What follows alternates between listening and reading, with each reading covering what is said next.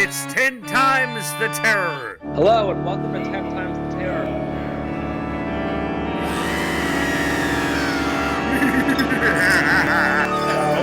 Not okay. Hello, and welcome to 10 Times the Terror. I'm James. And I'm Paul. And I'm Gwen. And on today's episode, we're talking about the new horror film Barbarian.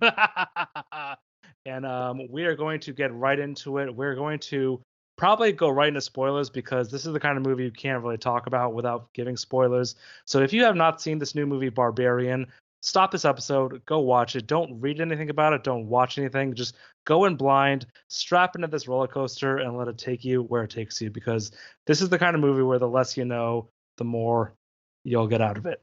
So I think on that note, we're going to spoil this movie. So if you haven't seen Barbarian, you can come back to this episode afterwards. We're going to get right into it. So this is your final spoiler warning. And now we'll be talking about Barbarian, which is the new film from writer-director Zach Cregger. It had its premiere at San Diego Comic-Con on July 22nd and was released theatrically on September 9th. And this movie stars Georgina Campbell, Bill Skarsgård, and Justice Long. And so, yeah, we're in full spoilers now. We're going to get right into it. I'm going to go ahead and start. I think this movie is absolutely insane, and I absolutely loved it. This movie is wild. I think this is a perfect example of how horror is like the perfect theatrical experience, because this is the kind of movie where your theater is going to be screaming, it's going to be laughing, it's going to be squirming, but it's so bonkers. But I feel like the direction is so in control. Like, Cregger knows exactly what he's doing, and I just love even just how he sort of sets it up, because the whole kind of first act is so kind of what you expect from this sort of movie. You know, we have like the dark and stormy night. We have a girl by herself showing up at this house that we understand is an Airbnb, and Bill Skarsgård answers the door, and it's very unexpected, and you're not sure what's going on. And as soon as we see the mother in the basement, and it cuts to black and goes to the sunny LA scene with Justin Long, you're just like, what is going on? But I'm fully in. So I love this movie. What did you guys think? We'll go with Gwen. What'd you think? Nothing could have prepared me for what this movie was. It was, like you said, it was wild. And I can't stop thinking about it. Like, it was so crazy. And the tension was insane. But like you said, like, the weird cutting, and it was like different acts. I like how it cut to like a whole new character mid-movie that then everyone ends up tying together at the end. The mother was terrifying. The whole rapist scenario was even more terrifying. Like, it was really scary, but like you said, it was also very like funny, and like it had like so many good parts of it. The characters were amazing. The acting was amazing. It was really like probably one of the best horror movies I've seen recently. Dad, what do you think? Yeah, I'd have to agree. It's the best horror film I've seen in a long, long time, I think. With all due respect to Jordan Peele and to Get Out and Nope, films like Quiet Place. We've seen some very good horror films in the past decade or more. But I don't remember seeing a film I was that engrossed with, not since I saw the Ringu, back in the end of the 20th century. And it fits so many classic types. It's the whole idea of the don't go in. And I think it picked up even on something like Parasite, the idea of having a subterranean society that's separate from and indeed threatens the surface society. There are elements of that. Obviously, opening draws heavily on Psycho, but then you're not going in the same direction as you did with Psycho. And I think it's this idea that there's lurking in human nature, there are these terrible destructive forces, or not. You're going back to the scenes that I think are in the 1960s, based on the Cars and so forth, where you encounter the serial killer, which has been a mainstay of classic horror, at least since Alfred Hitchcock did the Lodger back in the silent era. I haven't seen a horror film that I've enjoyed that much in a long time. Totally. I think echoing what both of you guys are saying. I mean, yeah, there was a few horror movies that kind of came to mind as I was watching it. I think Wes Craven's People Under the Stairs is another one where again there's these ominous figures in the basement. I think Don't Breathe also came to mind, especially with like the Detroit setting. But I agree that I think Psycho totally was reminded of the whole movie. I think especially the way the movie begins with Georgina Campbell's character, who's Tess, showing up at this Airbnb, which it's already giving off a Bates Motel vibe because the house is so abnormally normal in an otherwise like very decrepit and run down and literally like abandoned neighborhood. But then to have Bill Skarsgård kind of be the one there, and again, it's this very kind of like awkward scenario where they've both double booked this Airbnb and are not really sure what to do. But he has such like Norman Bates energy, and like I think the way he plays that character is so well because the whole time you're kind of like Tess, where like, should I trust this guy? Should I not? This is a really weird situation, but also like I'm kind of out of options. Like, what do I do? And up until we finally see the mother, like you are just kind of walking that path where like she wakes up in the middle of the night, her door's open, and he's like having this kind of weird dreams where he's sort of like reacting in his sleep. And so we're getting all these kind of red herrings, but we're still not entirely sure if we should like believe it. And I think that's where Craig I think does such a good job of sort of playing with audience expectations of like, are things really bad or is it all just kind of like being paranoid? And as soon as we're getting into the basement, and it's funny you mentioned Jordan Peele. Apparently Jordan Peele was a consultant on this, and I think when we get that Nope line in the movie, that's clearly a sort of reference to Peele. Yeah, the Nope, yeah, right. Exactly. But up until as we're going into the basement, all of this is so kind of textbook horror movie of like, don't go in the basement, don't go alone. And so but then as soon as we kind of get back to Bill Skarsgård, it's like, wait a minute, like what is going on? And then as soon as we get to Mother, and then as soon as we cut to black and then go to Justin Long, it's such a jarring and abrupt shift, like both like tonally and also like aesthetically, that it almost feels like a different movie. But like that to me also just felt like Psycho, where we're kind of switching protagonists. And even as that whole part plays out, we're kind of like, are both the characters dead? Is one of them? And it's not until like later on that we see that Tess is still there and in the basement. But yeah, I mean, once the whole sequence with Justin Long kind of going back to the house, and like obviously he's essentially getting Me Too'd. He's got this sexual allegation against him, so he's going back to this house because he owns the property and is trying to like kind of get his legal bearings. But that whole sequence where as soon as he discovers the basement and has like the measuring tape, I thought that was so funny. I thought that was so the way they played that was, and as soon as like, how much can you charge for extra square footing? Like it just shows how kind of much of a sleazebag he is. But then as soon as he's then in the sort of like cage underground with Tess, and like we get this whole like really just perverted sense of like motherhood and trying to like breastfeed.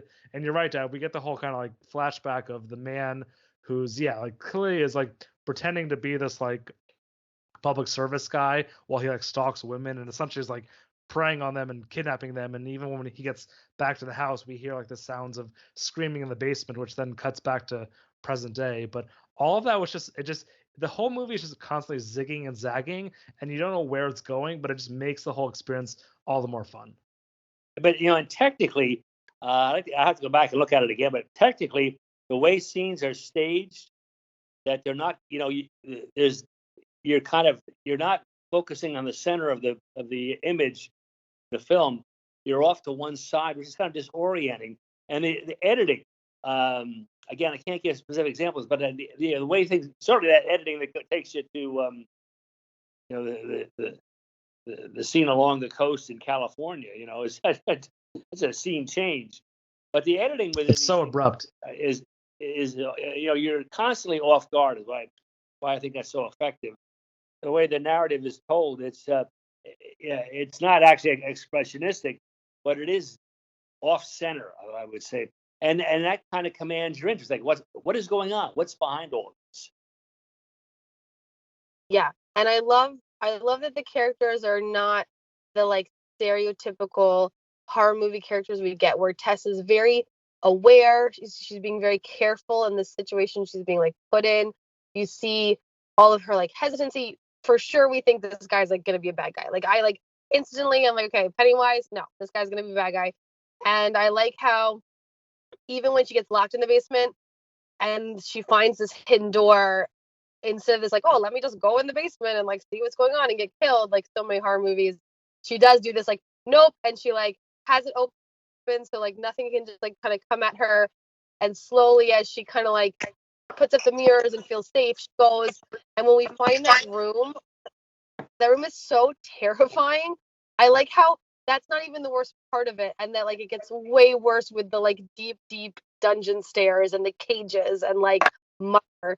It just like took such a turn, and for the guy that I thought was gonna be the bad guy, that I thought he was like luring her down with his calls, that he ends up just like dying and not be and like being a good guy. I loved all that twist. Even totally. well, one thing I think there's multiple references. I saw this as one. And it mentioned that bizarre room in the basement where they have the movie camera. That made me think of Peeping Tom.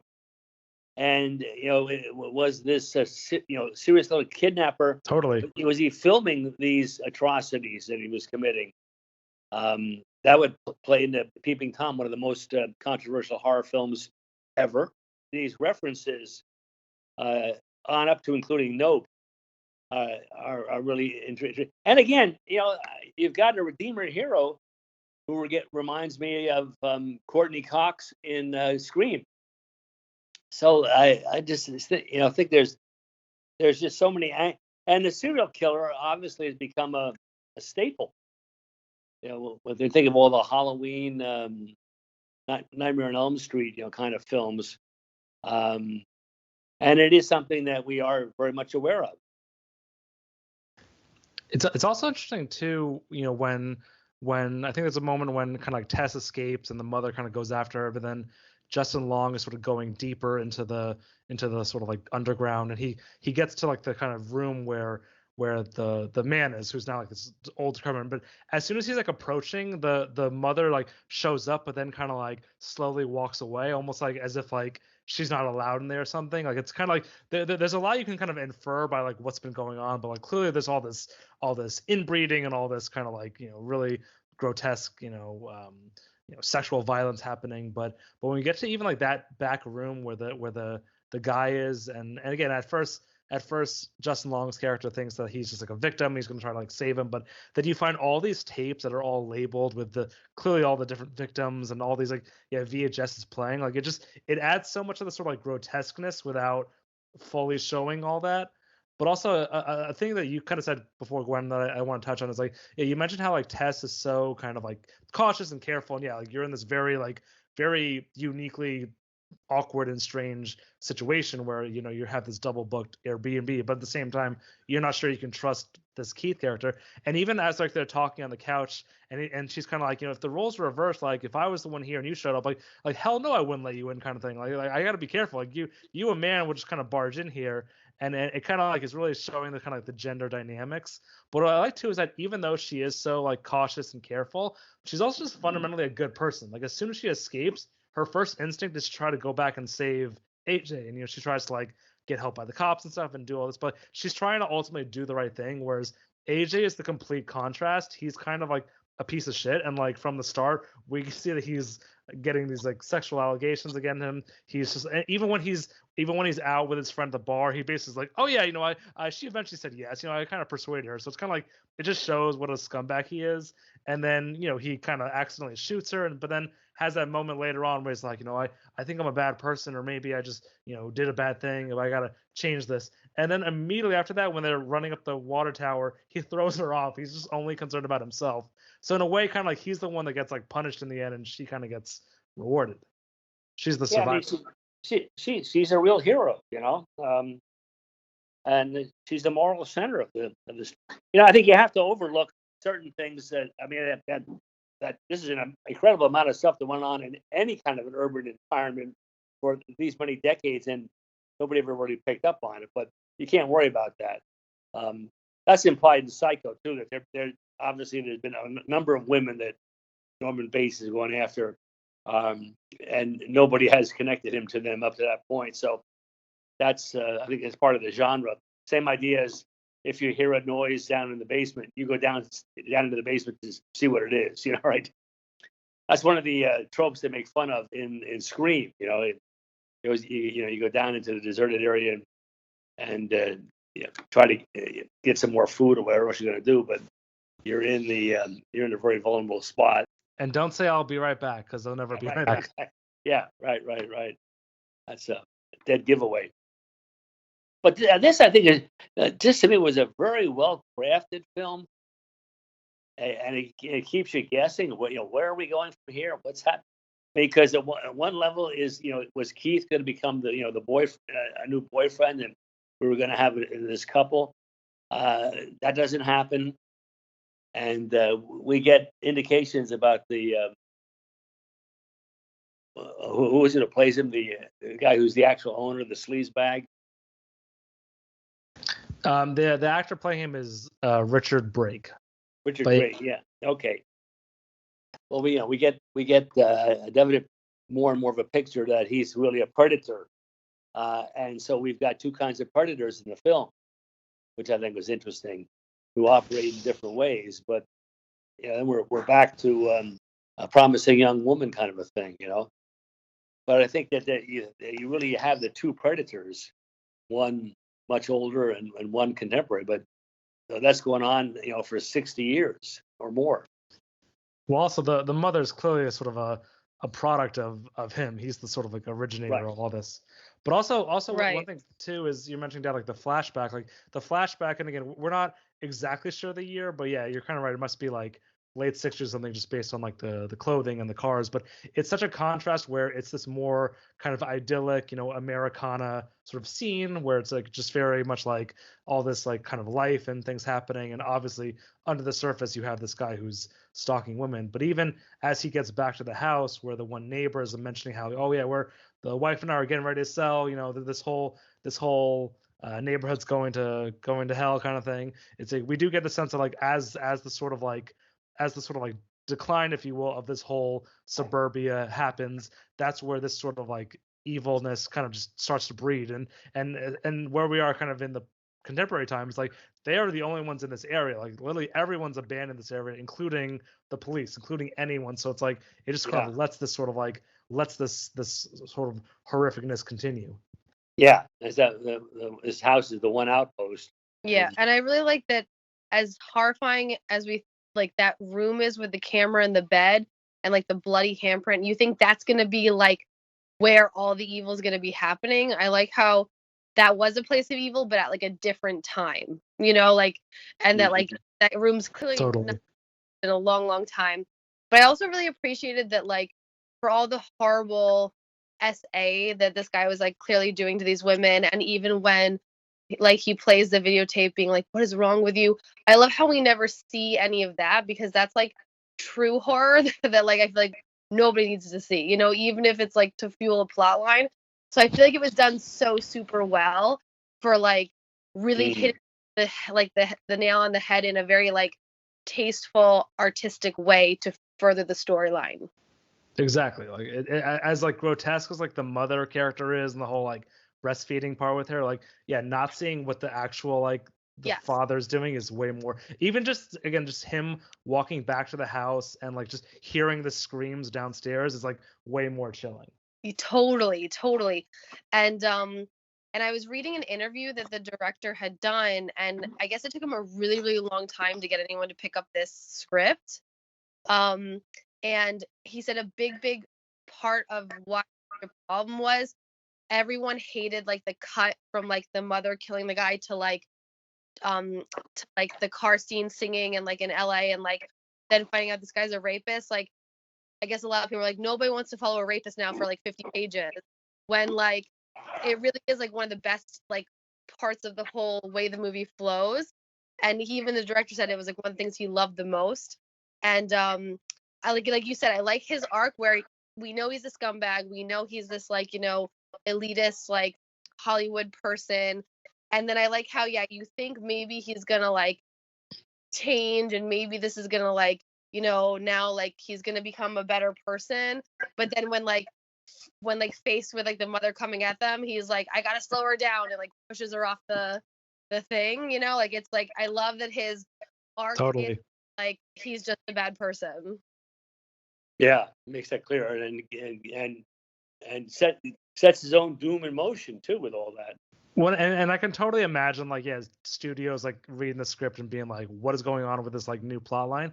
But what I love too about it, like, for not just to be this abrupt shift, but like until we kind of find out that, oh, he owns this property in Detroit and it's gonna go back. Like, for the first initial part, you're kind of like, is this a different movie? Like, it feels so Yeah. so different, but like it's such a swing, but it ultimately pays off once we get back to the house, and then once we kind of get back testing the story. And so like it's so ambitious, but yeah, like he pulls it off so well. Yeah. Yeah, like you said, the whole sequence when he finds the room and then he's instantly like, can you list like a third bedroom in the basement for like Airbnb? Whereas like a normal person would be horrified. And then when he finds the Yeah. stairs, measuring the stairs for square footage, like it's so perfect for his character, but it's also like it was so funny. Like it was such a good like comedy moment within like all of the happening.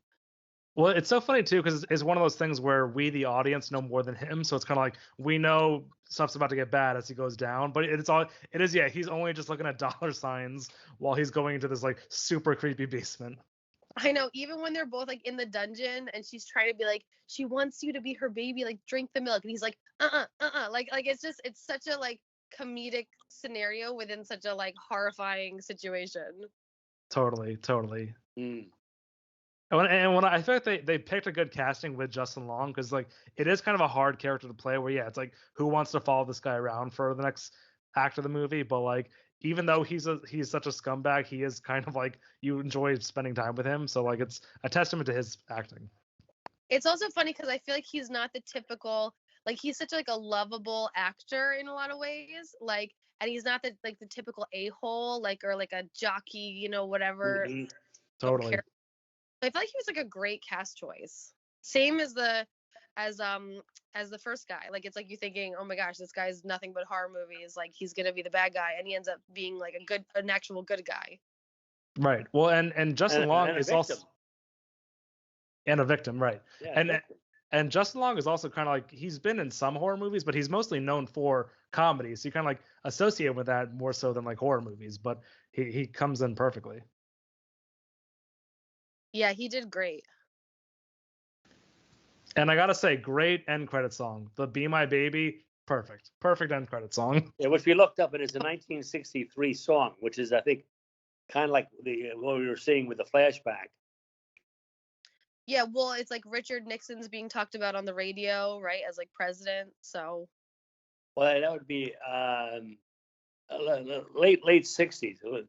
Nixon was elected in 68, but that's about right, I would say. It looks to me like the late 60s, but you still have the big old-fashioned cars, you know, real big things and stuff. But also when the neighbor talks about, I'm going to get out of here, you know, what's implied and what we know is historically is coming is kind of a white flight, that you know, the white people were moving out because African Americans were moving in, and they were afraid of their value of their homes going down and so forth. So you've got that racism tied in there, which would have fit the late 60s too. Well, and I think there's a kind of a nod to that in the movie when the homeless guy's like running up to her as she's going up to the house, trying to like warn her, but he's coming off creepy and scary, and like she's like afraid of him, whereas in actuality he's like a helpful, good person in the storyline. Yeah. Definitely, it's like another red herring. But you have the property values, and you have these false values, the property values in that flashback. You also have the whole thing of the sexual predator idea, multiple layers of that. You've got a serial killer and an attack, Jack the Ripper kind of figure, and then you've got this guy who thinks he's the best thing in Hollywood, and he can't believe that he could ever be accused of rape when he actually starts describing the situation in the bar. That's sure what it sounds like, right? Yeah. Totally. Okay, well, yeah. I mean, I think that maybe we can kind of start wrapping it up. I think we're all pretty high on this movie. I had such a blast watching this movie because, again, it's so unpredictable and so like you never know quite where it's going, but that just adds to the sort of thrill of watching it. And this was a fun watch with a crowd for sure. For sure, definitely. You want to go packed theater for this one. Okay, well, I think that wraps up our discussion of Barbarian. Definitely one to see in theaters. Well, that'll be it for today's episode of 10 Times the Terror. I'm James. I'm Paul. And I'm Gwen. We'll see you guys next time. Take care. Thank you for listening to It's 10 Times the Terror. the podcast. One of my favorite films ever. Let's do that one again. Thank you for listening to 10 Times the Terror. This podcast would not be possible without listeners like you. You can find out more about our podcast by visiting our website, 10timestheterror.com. That's 10xtheterror.com.